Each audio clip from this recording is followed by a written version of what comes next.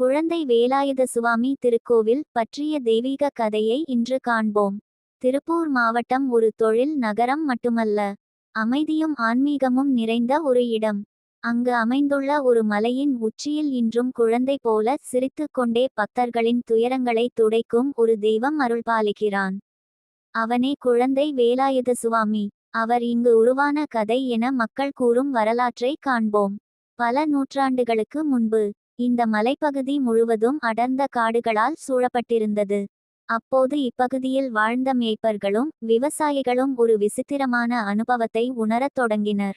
மலை உச்சியில் இரவு நேரங்களில் ஒளி வீசுவது போல தோன்றியது. மனதை அமைதிப்படுத்தும் ஒரு அதிர்வு, விளக்க முடியாத தெய்வீக சக்தி. அந்த சக்தியை தெரிந்து கொள்ள வேண்டும் என்று நினைத்தனர்.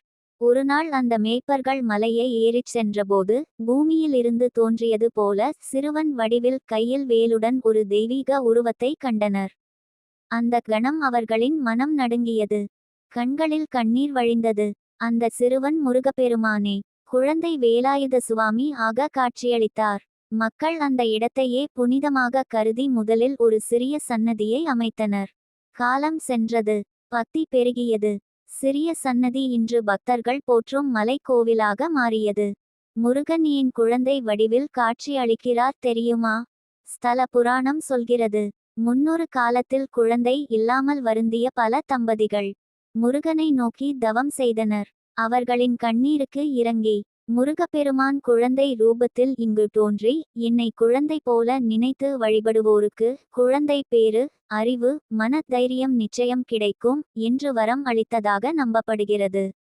அதனால் தான் இன்று குழந்தை பேறு வேண்டுவோர், கல்வி முன்னேற்றம் நாடுவோர், தாமதமான திருமணத்தால் கவலைப்படுவோர் எல்லோரும் குழந்தை வேலாயுத சுவாமியை மனதார வேண்டி பலன் பெறுகிறார்கள். இங்கு சிறப்பு மிக்க விழாக்களான தைப்பூசம், பங்குனி உத்திரம், கந்த சஷ்டி, காவடி, பால்குடம், அபிஷேகங்கள் அனைத்தும் சிறப்பாக நடைபெறும்.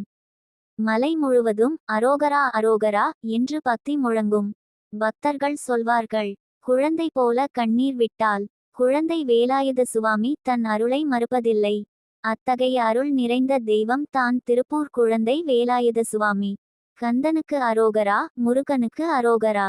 நமது சேனலில் அடுத்தடுத்து பல கோவில்களின் வரலாறுகள் பதிவிடப்படும்.